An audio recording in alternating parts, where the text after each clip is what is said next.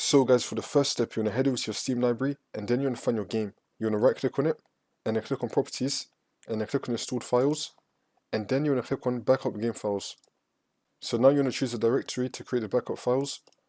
So I'm just going to be saving it to my desktop. I've got a folder right here called Steam Backup. I just made it right now. Click on Select Folder.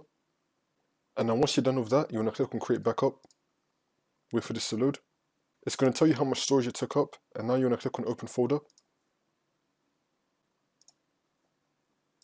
And now it's going to be right here. So here's the backup. And now if you want to restore your game, you just want to take note of the file path right here.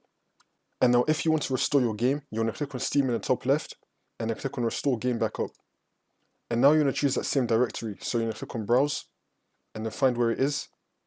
For me, it's on my desktop.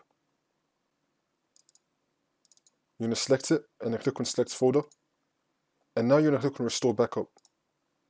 And now once you're happy with all these options, you want to click on Install, and then you should be good to go.